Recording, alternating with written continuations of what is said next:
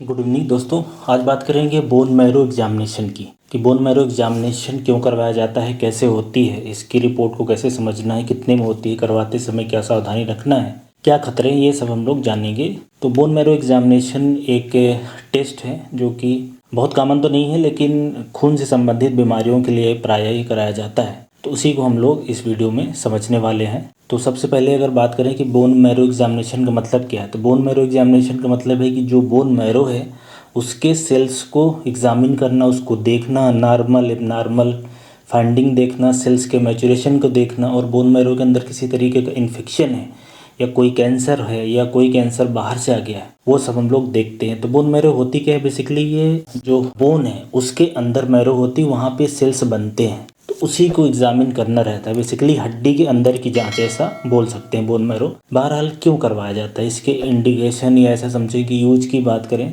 तो पहला तो इंडिकेशन ये है या यूज ये है कि किसी को ब्लड कैंसर, ल्यूकीमिया तो नहीं है या माइलोमा तो नहीं है, ये देखने के लिए। जैसे किसी को अगर ब्लड कैंसर सस्पेक्टेड है तो ब्लड में जांच होती है, उसमें भी पता चलता है, लेकिन बिल्कुल सही पता या 100% श्योरिटी से तब बोला जा सकता है जब बोन मैरो की जांच हो। और दूसरा जो इसका यूज ये है कि एनीमिया की डायग्नोसिस के लिए, खून की कमी, स्पेशली ऐसी खून की कमी जो दवाइयों से रिस्पॉन्ड नहीं कर रही है, उसके लिए फिर बोन मैरो करके देखा जाता है। जैसे कि एप्लास्टिक एनीमिया है, प्लास्टिक एनीमिया मतलब कि बोन मैरो ब्लड सेल बनाना कम कर दिया है, उस केसेस को देखने के लिए, या मैक्रोसाइटिक एनीमिया है, या आयरन डिफिशियंसी एनीमिया है, मेगलोब्लास्टिक एनीमिया है, सिड्रोब्लास्टिक एनीमिया है। तो कई बार एनीमिया जो खून की जांच होती है उसमें से भी पता चल जाता है। बहुत ही रेयर केसेस में जब डायग्नोसिस खून की कमी की ना बने, एनीमिया की ना बने कि किस टाइप का है, तो बोन मैरो भी करवा सकते हैं या करवाया जाता है। इसके अलावा जो इसका थर्ड यूज है कि लिम्फोमा की स्टेजिंग के लिए, लिम्फोमा एक तरीके का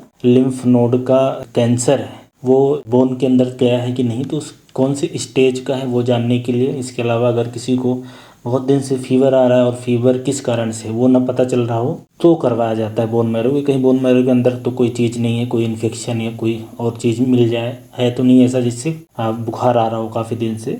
इसके अलावा जब आयरन स्टोर देखना हो कि बोन मैरो के अंदर कितना आयरन है, उसको प्रूशियन ब्लू स्टेन से स्टेन करके देख सकते हैं। तो आयरन स्टोर देखना है तो बोन मैरो करा सकते हैं। इसके अलावा बोन मैरो के अंदर कहीं बाहर का कोई कैंसर तो दूसरे आर्गन का नहीं आके उसके अंदर डिपॉजिट हो गया है, या बोन मैरो में काफ़ी तरह के ग्लाइकोजन या लाइसोसोमल स्टोरेज डिसऑर्डर होते हैं। कहने का मतलब है कि बाहर की चीज़ें आके बोन मैरो के अंदर डिपॉजिट हो जाती है, उससे खून बनना कम हो जाता है। तो ये कुछ बीमारियां हैं जिनको देखने के लिए कराया जाता है। ज़्यादातर बार जब भी ये कराया जाएगा तो आप ये समझें कि ये जो ब्लड कैंसर देखना है उसको देखना, या खून नहीं बन रहा है, उन सारी चीज़ों के लिए ज़्यादातर बार कराया जाएगा। ये बेसिकली इसका इंडिकेशन है। थोड़ी सी बात मैं करता हूँ प्रोसीजर की। प्रोसीजर मतलब कि ये जो बोन मैरो का एग्जामिनेशन ये कहाँ कैसे होता है और पेशेंट को क्या करना रहता है। तो सबसे बड़ी बात यह है कि ये जो बोन मैरो का एग्जामिनेशन है ये हड्डी के अंदर ही निडल डाल के किया जाता है। बोन मैरो एग्जामिनेशन में दो पोर्शन है या दो तरीके से करी जाती है। एक बोन मैरो एस्पायरेशन मतलब कि बोन के अंदर निडल डाल के उसमें से मटेरियल ले लेना, बोन मैरो के सेल्स निकाल लेना, या बायोप्सी भी करी जा सकती है। तो बोन मैरो देखने के ये दो तरीके हैं। एस्पायरेशन की बात करें तो बोन मैरो के अंदर बोन में एक निडल डालना है। अब ये जो मोस्टली निडल होती है इसको हम लोग डालते हैं जो इलियक स्पाइन है, कूल्हे की एक हड्डी है वहाँ पे, और एक स्टर्नम, यहाँ छाती के सामने की हड्डी, उसमें निडल डाल के फिर अंदर से मटेरियल निकाल लिया जाता है। इसमें लोकल एनेस्थीसिया दे दिया जाता है, तो कोई ज़्यादा तकलीफ नहीं होती। हल्का फुल्का दर्द होता है जब पहली बार एनेस्थीसिया डालते हैं, उसके बाद प्रोसीजर करते समय कोई दर्द नहीं होता, और उसके बाद उसके अंदर से बोन मैरो के जो पार्टिकल होते हैं उसको बाहर निकाल के फिर उसकी स्टडी कर ली जाती है, और इसी तरीके से बोन मैरो में से टिश्यू भी लिया जा सकता है। तो ये प्रोसीजर है जो कि 20-25 मिनट में हो जाता है, और ये कोई ज़्यादा तकलीफ वाली बात नहीं है। सेम डे या उसके बाद घर जा सकते हैं, कोई समस्या की बात नहीं है। हालांकि ये बोन मैरो जो प्रोसीजर है ये सारी लैब में नहीं होगा, कुछ कुछ जगह होता है, कुछ जगह आप डॉक्टर्स के जो ओपीडी क्लिनिक होती है वहाँ पे भी हो जाएगा। अगर इस बोन मैरो प्रोसीजर के जो नुकसान की बात करें या क्या खतरे हैं, क्या कॉम्प्लिकेशन है, उसकी बात करें तो कोई विशेष नहीं है, ज़्यादा इसमें डरने घबराने की बात नहीं है। कुछ केसेस में इन्फेक्शन का खतरा रहता है, और कई बार हेमरेज है, थोड़ा ब्लीडिंग हो सकती है कुछ लोगों को, जहाँ पे ये प्रोसीजर किया जाता है वहाँ पे थोड़ा पेन रह सकता है कुछ दिनों के लिए। और जब स्टर्नम से किया जाता है तो स्टर्नम में कई बार उस बोन में भी फ्रैक्चर हो सकता है, हालांकि ये बहुत सब रेयर पॉसिबिलिटी है। और किन लोगों को बोन मैरो एग्जामिनेशन नहीं किया जाता, कंट्राइंडिकेटेड रहता है, तो ऐसे लोग जिनको कोएगुलेशन या ब्लीडिंग प्रॉब्लम मतलब खून बहने की समस्या है, उनमें इसको अवॉइड किया जाता है। पहले उस बीमारी को ठीक किया जाता है, कोएगुलेशन और ब्लीडिंग दोनों ठीक हो जाती हैं, उसके बाद फिर ये प्रोसीजर करा जाता है। अब इसके थोड़ी सी बात कर लेते हैं प्राइस की। बोन मैरो एग्जामिनेशन की प्राइस की बात करें तो इसमें बहुत तरह की स्टडी हो सकती है, होती है। जैसे कि नॉर्मल एक बोन मैरो एग्जामिनेशन जिसमें सेल्स देखना है, कुछ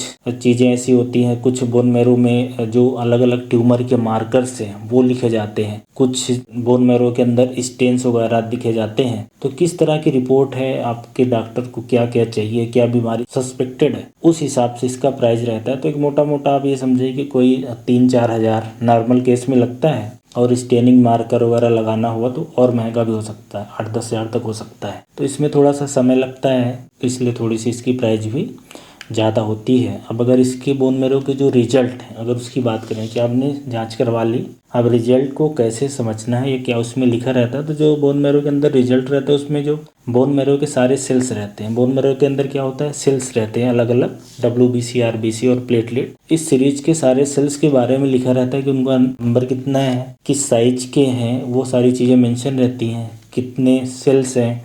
फाइब्रोसिस के बारे में मेंशन रहता है, या उसके अंदर और कोई बाहर कोई चीज़ आ जाए, या आयरन स्टोर के बारे में, अलग अलग सेल्स हैं इनके रेशियो के बारे में मेंशन रहता है। तो ये नॉर्मली रिपोर्ट में मेंशन रहता है, और जो जांच होती है फिर उसमें नॉर्मल आई है, कुछ एबनॉर्मलिटी है, उसमें मेंशन कर दिया जाता है। और इसमें रिजल्ट में अगर एबनॉर्मल रिजल्ट की बात करें थोड़ा सा, कि मान लो कि किसी को बोन मैरो हुआ है, अब उनको ये देखना है कि ये नॉर्मल है कि एबनॉर्मल है, मुझे कैसे पता चलेगा। तो जो रिजल्ट सेक्शन रहेगा उसमें अलग से इम्प्रेशन में लिख दिया जाता है कि ये जो सेल्स के परसेंटेज हैं, जैसे कि अगर ब्लड कैंसर की बात करें तो उसमें ब्लास्ट सेल रहते हैं, उनका नंबर बढ़ा रहता है, तो मेंशन रहेगा कि इस तरह के ब्लास्ट सेल दिख रहे हैं तो ल्यूकीमिया की पॉसिबिलिटी है, या सजेस्टिव ऑफ ऐसा मेंशन रहेगा। या बाहर का कोई कैंसर आ गया है बोन मैरो के अंदर, या बोन मैरो के अंदर सेल्स कम हो गए हैं, तो वो मेंशन रहेगा। तो इस तरह से जो भी परेशानी हो, मान लो बोन मैरो के अंदर कोई इन्फेक्शन मिलता है, TB का मिल जाता है या मलेरिया का मिल जाता है, तो वो सारी बातें आपको रिजल्ट वाले सेक्शन में मेंशन रहेंगी। तो ये बोन मैरो एग्जामिनेशन है, और उसके क्या मतलब यूज है, कैसे करना है, ये सारी बातें मैंने बताई है, उम्मीद है हेल्पफुल होगी। बोन मैरो एग्जामिनेशन एक ऐसी जांच है, मतलब आप ऐसा समझें कि ज़्यादातर या आमतौर पे नहीं कराई जाती बीमारियों में, जब भी कराई जाती है तो ये देखने के लिए कि जो बोन मैरो जो सेल्स बनाती है वो सही से बना रही है कि नहीं बना रही है, और जो सेल्स हैं वो सही प्रपोर्शन में है कि नहीं, उनका नंबर तो ऊपर नीचे नहीं हो रहा है, ये सारी चीज़ें देखने के लिए कराई जाती हैं। तो इससे संबंधित जो बेसिक जानकारी है वो आप लोगों को मिल गई होगी, ऐसी उम्मीद करता हूँ। धन्यवाद।